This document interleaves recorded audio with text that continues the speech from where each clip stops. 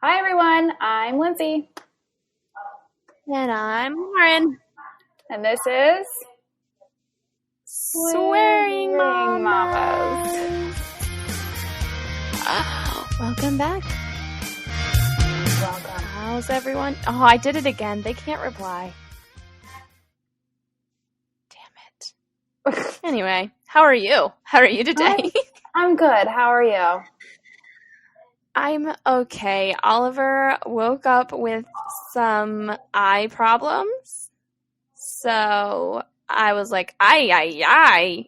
Oh my God, I can't. No, he had like one eye that was swollen and it had some gunk crusted on it. And then as the day went, the other eye gunked. But I have gotten the swelling down and it's not a lot of gunk. So I think it's improving. So I think he is all right. But it inspired a whole episode about handling icky, gross illness type of moments. Yes. So, since yours is a little shorter, you could start us with your life experience. With my experience. So, my son is 3, as we all know, he'll be 4 in October, and he actually rarely ever gets sick. He's gotten like physically sick, maybe besides being a baby and spitting up, maybe like 4 times, and I think 3 of those 4 times was just because he was dehydrated from the day before. And the one time he did have a stomach bug, and I, of course, freaked out because my son's never sick and rushed him to the doctors. And she was like, "It's okay. It's just a bug. Calm down." I was like, "Are you sure?" Okay, one day. So yeah, he rarely ever gets sick. His daycare was closed a couple weeks ago for vacation reasons, and during that week, everyone was sick at daycare. And I found out when we got back, the daycare lady was like, "So was Tim sick last week?" And I was like, "No, why?" And she was like, "Well, everyone was sick last week, and we sent a child home today because they were sick." And I figured Tim hadn't been sick because you didn't mention it. And I was like, "Yeah, nope." Besides like stuffy noses, he really never gets sick. His daycare also had like strep go around a couple months ago, and literally everyone got it besides Tim. So I think Tim takes after me and is just a carrier for a lot of things. Which isn't necessarily a good thing, but it is a good thing. But yeah, so we really don't have much experience with icky, sicky kids. Well, that's nice in the way when they're young. I feel like it's so easy to be worried whenever your kid is sick. Once they're older, it's a little easier to not be as concerned, maybe. Because, they're little. It's like, especially before they're really speaking, or like, "I don't know what's wrong with you." Oh, or when they have like a sore throat and they cry a lot, I'm like, if you would stop doing that, you would feel better. You're hurting yourself, but they don't understand. So Yes. At least at this stage of life, that's nice. Oliver has definitely had his share of colds, and I usually get them too. And I kind of forgot until having him that like this is really why I got out of childcare. I was always sick, and I kind of just forgot that until I had Oliver, and I was also babysitting a lot. I still babysit sometimes, and I was like getting sick all the time. I'm like, yeah, I forgot. Kids are germ monsters. Yes, they are. So to start, I would just love to say that I've noticed a lot of parents use their children's immune system as like a marker for good parenting. So I've really been wanting to like address that anyway to the whole world. So I feel like this little podcast is like my my chance to do that. But like just because your kid does or does not get sick has really nothing to do with your parenting skills necessarily. No. I mean, there are things you can do that will make it better or worse, of course, if you don't feed your child, enough to eat, or, if you're not addressing their basic needs or making sure that, their needs are met, then they might be more likely. But in general, like, as someone who has immune problems, that's always felt like really frustrating to me to hear from other parents. They're like, oh, well, our kid, never gets sick, so, we're doing this, this, and that, right? And meanwhile, I'm doing the same things, but Oliver has gotten sick many times, and I'm always sick with him.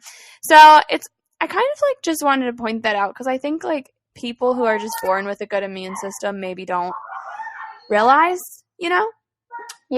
I was actually born with, like, a really shitty one, but now I don't get sick anymore. That's nice. Yeah. I was always sick in high school and when I was really young. Now I like never get sick, which is great. I know. I wish I had that. I mean, gee, because I hate being sick, but I also really hate when Oliver's sick.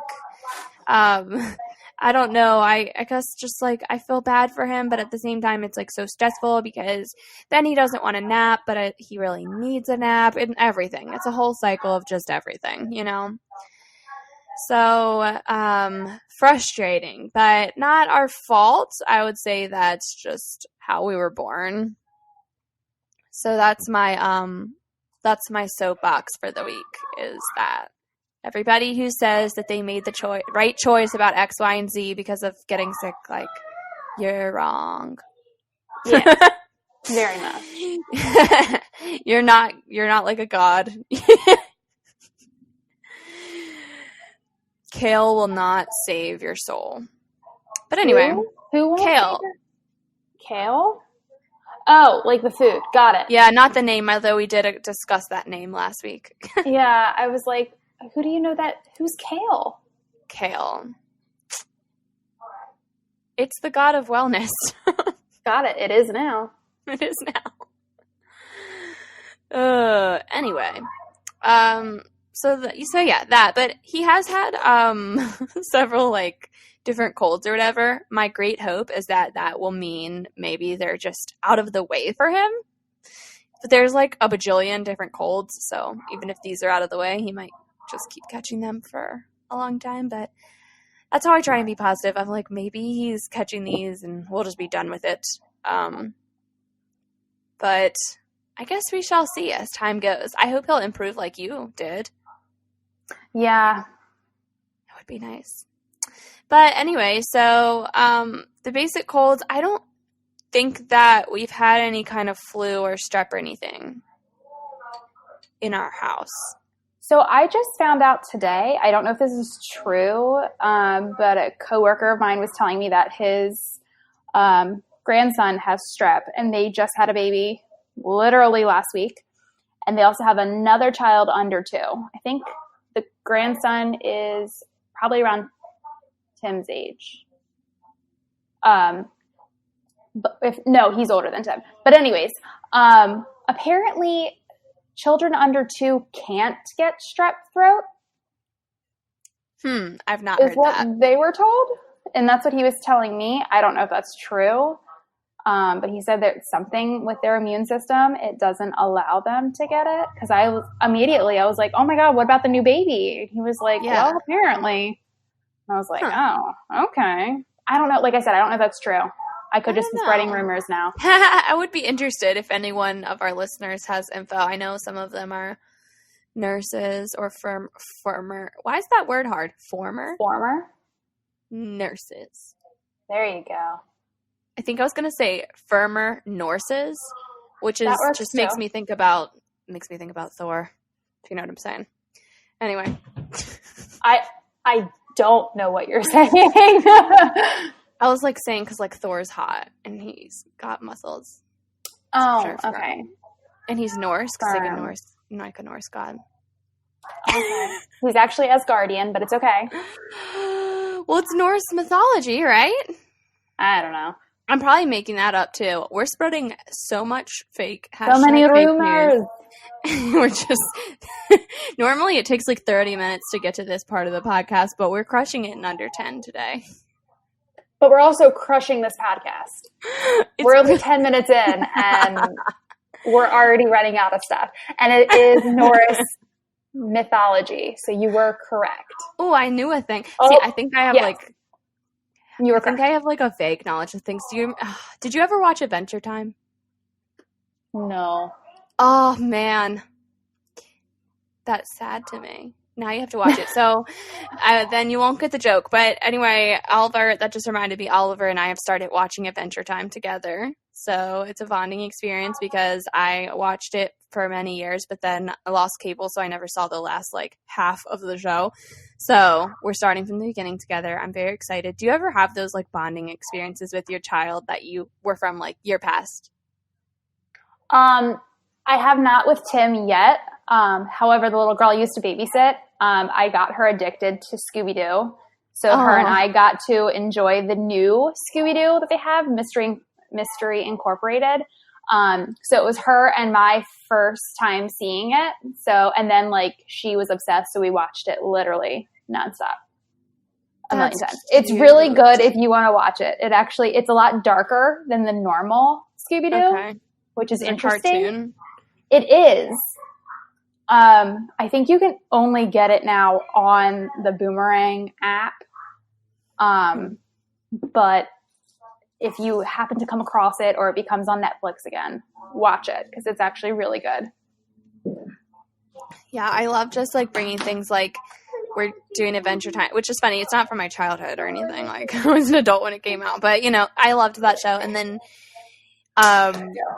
I also like watched Octonauts with him, which when I used to watch the little boy Eric, that was his favorite show, and I loved him so much. I mean, I watched this kid from like age like 6 months, maybe less, to 6 years. So I mean, you know, he was in my life a long time, and I loved him very much, and I missed him a lot. So I was really excited to share Octonauts with Oliver, and I was excited that he loved it. You know. It's fun when you get to share things like that with your kid. Yeah. But that was totally off topic, wasn't it? It was. We're talking about icky sickies. Icky, gross things.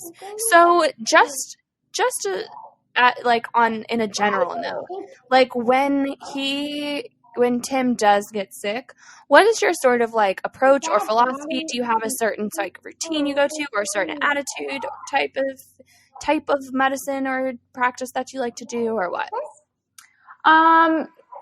So me personally, I'm not a big medicine taker myself, unless I have to, or I'm like in excruciating pain.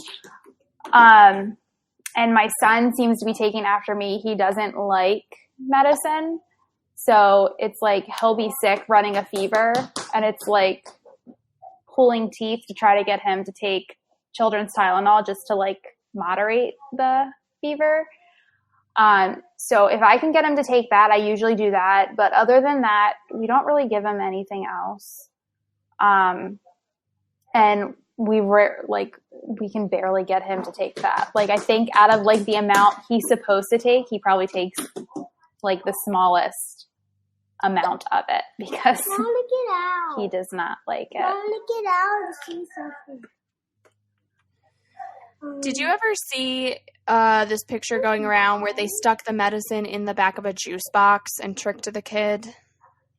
Yeah. Would that work for your kid? I don't know. We've tried like everything. It's pretty much you literally have to like lay him down and like syringe shoot it into the back of his throat. Those syringes are awesome. Hope that he doesn't spit it back out and at least get some. Okay. And the thing is, before his accident, he took medicine like a champ. He loved children's Tylenol. He was teething, so we gave it to him to ease that pain and that fever.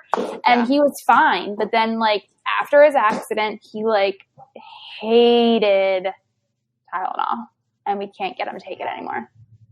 And it's so crazy because he didn't take any medicine when he was at the hospital. So I'm like, I don't know why you're so against this. But that no, is weird. He does. Maybe it's because it looks like a needle and he had many of those. I don't know. Maybe. I don't know what the situation is, but he does not do it. Huh. Which I can't blame him because I never liked it either. So it's like, Yeah. I'm like, whatever, I understand. Okay. Do you have any of those like old remedies or something that works every time? Or like, do you put an onion in his sock or like anything? No, just lots of cuddles and anything he wants. Oh, okay. See, that's like a very specific approach is the like cuddles and love. Like I just feel like there's different ways you approach illness and they all do something. But I think that like showering of love is just the best. Yes, that's what I mean. Growing up, that's what I always had. It was like, I got to watch whatever I wanted on the big TV. I got to eat whatever I wanted, essentially, as long as I could keep it down. So it was like, I guess that's how I was, taken care of. So that's how I take care of. Yeah, it's interesting. Like a lot of people, I guess, don't want to eat certain foods or don't eat any foods when they're sick, but I am not that way at all. Like I almost never have a stomach problem when I'm ill, so I will want to eat like normal foods. And I feel like sometimes people think it's like weird. They're like, "You want to eat pizza right now?" I'm like, "Yeah, with hot sauce." I get that way at a certain point, but it takes a while for me to get that way. Like in the beginning, it's like, oh, am I just going to end up this coming back up or is it going to stay down? And like, once I'm like, oh no, we're staying down, then I'm like, yep, give me the pizza and hot sauce. Right. So I feel you because I do that too. So we're like, have we ever discussed the word crunchy? Have we ever discussed what? The word crunchy. No. Do you have an issue with the word crunchy? In parenting, I do. Have you ever heard when people like refer to themselves as like a crunchy mom or whatever, or a crunchy family? No. What does that mean? Oh my God. I hate it so much. It's like people who are like on the more all natural side of things. So they're like referring to like crunchy peanut butter? I have no idea why. I don't know where the word came from. If any of our listeners know, please let us know. I've never Googled it or anything because every time I hear it, I just like roll my eyes. Yeah, I cringe because I'm like, just in general too, though, is like, I just don't like the practice of like finding something and just like naming yourself that or subscribing to any one practice of parenting or really anything. I just think that's so like, why are you limiting yourself? And it doesn't feel like you're thinking for yourself at all. If you're just like, oh, crunchy, I'm going to be crunchy. Like, So I Googled. It's okay. on parenting or it's on like some kidsspot.com. And there's also silky moms. And it looks like it's a English term because moms is spelled M-U-M-S. So, I think it's more a European thing. But yes. So silky moms are mothers who generally prefer a medicated hospital birth, disposable nappies, bottle feeding or breastfeeding, expressing cot sleeping, sleep training techniques such as the cried out method, use a stroller, and are pro-vaccination and pro-circumcision. And crunchy moms they usually choose the natural option instead of the mass-produced or medicated one. So that's a natural drug-free home birth, placenta encapsulating, breastfeeding, not just for the first 6 months, which is the recommended minimum, but until the child weans themselves, anti-vaccination, anti-circumcision, baby weaning, co-sleeping, bed sharing, cloth nappies, or elimination communication, attached parenting, natural medicines, organic eating, and sometimes homeschooling or unschooling. Ooh, what is unschooling? I've heard that too. Yeah, it's like use the real world. Okay, go. And then there's also scrunchy mom. Oh God! I guess I'm a combination of the both. what does it say? Fucking A. It says a portmanteau, combining the two words, not a reference to your choice of hair tie. Hey, I will rock a scrunchie when my hair is long enough again. But no, this is why I hate that. Is like, that is so, what's the word? Reductive. Like, I'm not silky, crunchy, or scrunchy. I'm not like, I don't, like, it's just like, makes it seem like you have to be like, oh, well, this is my identity. And it's irritating. Like, I'm like, no, because it's reductive. It frustrates me because it minimizes every single issue in those categories. Like, for example, I do use disposable diapers. I've already talked on here about how we're working toward elimination communication on earlier potty training if we can. But, like, the issue with that a lot of parents decide to cloth diaper or EC is because of the environment. And that's like, by just saying that you do that because you're crunchy, it just seems so like you're like minimizing that so much. And like, no, that's a legitimate, as someone who like doesn't follow that practice, I still can recognize that that's like a legitimate concern. Like, it's good to care about the earth. It doesn't just make you crunchy or silky to make that decision. Like, it's bigger than that. And I also really hate that, you know, they lump in like something like being anti-vax with being against routine infant circumcision. What's the word? Circumcision. Because, you know, as we've talked about, like, Oliver is intact, and the reasons behind that are completely different for the reasons why we vaccinate. Those issues are not comparable. Like, they're just completely different conversations. So it's very frustrating to me when people jump to lump people in like that, because I feel like it's like, it also makes me feel like you'll just do anything if it's in the right category for you. You know what I mean? Not you, but like whoever's subscribing to those. Yeah, no, you're supposed to choose what's best for you, not fall into one category completely. But I mean, if you fall into one category completely, that's not wrong either. Do live your life. It's just, I hate when people feel the need to like be like, ooh, I like this idea of being crunchy, so I'm not going to do this or that, and then never question those specific things. Like, your child is worth a little more consideration than that.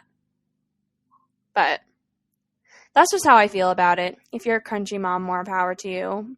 But anyway, that rant aside, obviously we're not a crunchy family. I guess we're freaking scrunchy. I guess I'm a fucking hairband over here. Yeah. But, like, so I do try to hold off on the medicine until I feel like he needs it. And I do use essential oils and, you know, all kind of different little natural remedies. But if I see that he's in pain and he's hurting, yeah, I will give him pain medicine. Like, I'm not going to watch him suffer just so I can be scrunchy or crunchy or whatever in the fuck. So, yeah, we do use some pain medication when he needs it. And then we have all kind of like random little things that I like a lot. Do you know like teething tablets? Teething tabs? No. They're awesome. They're little, like, they're like a tiny mint shape almost. And it's like a chamomile thing. So I feel like it's made by Newbie. So I mean, there are other ones, but the ones we get are Newbie. But I don't know. I mean, I've never like looked in to see how crunchy they are. But they do dissolve in your mouth, so they're probably not that crunchy. But but no. So anyway, we use those, and they help a lot when he's in pain or when he's having trouble sleeping. So that's nice. And we just have a lot of little things like that, and different oil blends, and like a baby safe essential oil based Vicks type of a rub. and things like that. I wish my child would just subscribe to the cuddles and TV method, but he's not really one to sit still very often. Maybe if he's feeling really bad, he'll lay with me for a while, but not often. Yeah. I wish. Don't we all? I wish. Yes. So that's sort of our attitude about, like, our sort of general philosophy about being sick. And I try to give him also, like, the healthiest foods that I can, but if he won't eat it, pretty much like what you said, whatever he'll keep down is fine. But I usually, he loves pineapple, and pineapple is incredibly good at fighting off illnesses. So I'll usually get some pineapple for him, things like that. Yeah. I feel like it's a really good thing to, like, mix the sort of, like, alternative home remedy stuff and also, like, traditional medicine too. So, like, the second that I see he's starting to get sick, I'll get the pineapple, maybe do some elderberry tea. He won't really drink it, but I'll drink it just to protect myself. I don't know if any elderberry transfers into the breast milk or not. I've never looked it up, but I'll start drinking it anyway just to be safe. And, do all that kind of stuff. But then, like, if he needs to go to the doctor, he will. Oh, one thing I did want to mention about fevers is, like, I don't give him medicine to reduce fever. He's never had a dangerous fever. I mean, if he did, I would, consult the doctor then. But I really only give him medicine for pain relief, or, like, if his gums are inflamed, maybe to reduce that inflammation. But I am one of those people that believes that a fever is doing its job. Like, you're having, like, the fever is fighting the illness away. So unless it's like he doesn't usually have, like, a crazy fever. It'll be a pretty low grade. So I'll usually not medicate until he's, like, crying pain. So that's kind of our routine, I guess you could say, for when he's sick. Yeah. That's different than mine. But, What'd you say? I said, it's different than what I do, but everyone's different. Yeah. Yeah. As long as, the thing that I just hate is when I see a parent, like, who is so determined to be crunchy or whatever it may be, and that they'll let their kids suffer. And I'm like, it's really not going to kill your kid to have one dose of Motrin or Tylenol.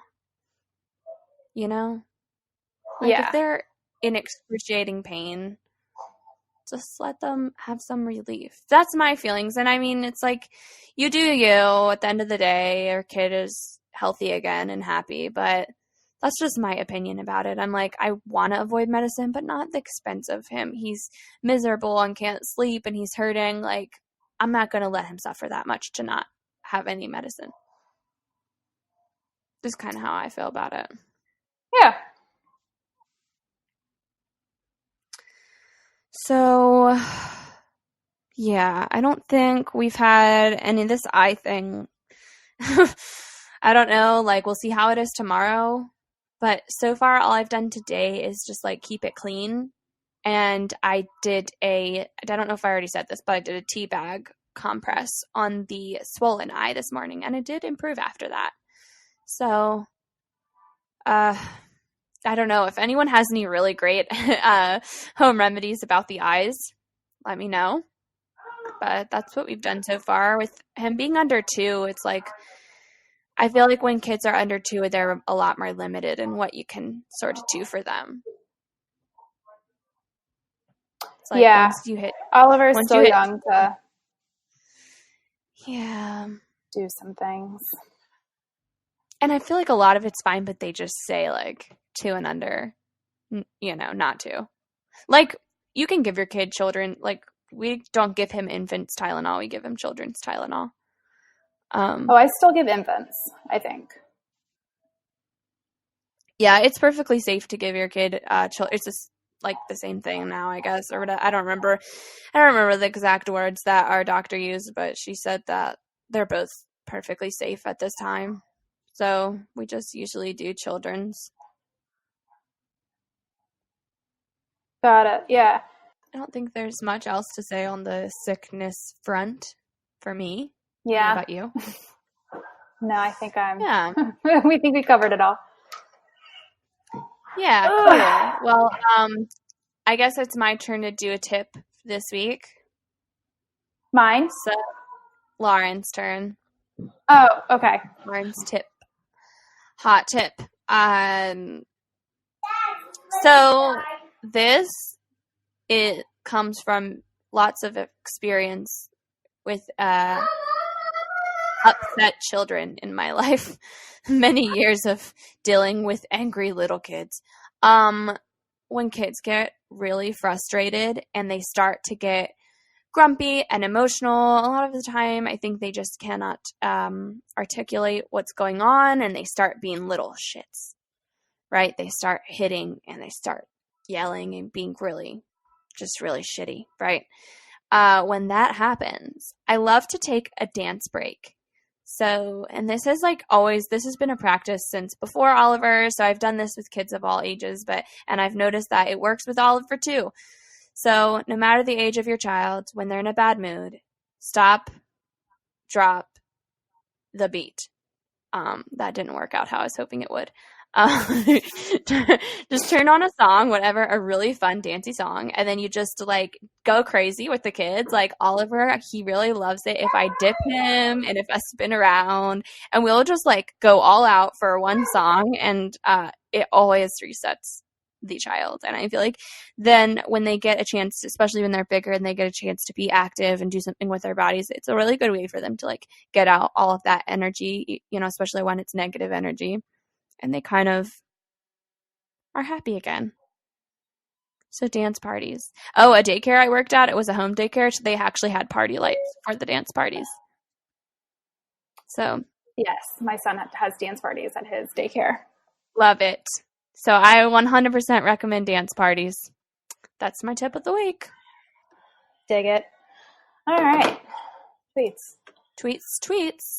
Would you like to start? I have one from my favorite at Mommed Real Hard. Both kids slept through the night and are still sleeping, and it's after 7. I'm both worried about their well-being and afraid to wake them up. Yeah, that's my life lately. Oliver started sleeping in, and I love it. I have a classy ass mommy. Oh wait, that's me, guys. I hate you. I hate you. I hate you. So I said sometimes when I'm having a bad day, I like to text my husband a star rating and review on our son's behavior for the day. And it's a screenshot of our text, and it says 2 out of 5, would not return purchase, but would not buy another, keeps hitting and kicking me for reasons unbeknownst, uninterested in affection, cries a lot and uses almost no English to communicate, refuses to nap, on a positive note, is very cute when not screaming. He unplugged it. All right, so my next one is anxious cougar. Hashtag moms are allowed to tell their children to get their shit together. Don't at me. Yes. Agree. The Alex Neville says, how to be a good parent. Step 1, have a child. Step 2, your guess is as good as mine. My next one is at insomnia_land. The husband and I went out to eat, just us two. I thought it would be romantic / help us reconnect if we didn't talk about the kids. After 15 minutes of awkward silence, I said, fuck it. So here's what 4 did today. Marriage is hard. Yeah, it is. Especially when your whole day is your child. It's like, what else do I want? F yes, Steph. It's EFF _ Steph. What if our mouths were in our armpits? That's all. All right, guys. Thanks for listening. Bye. Bye.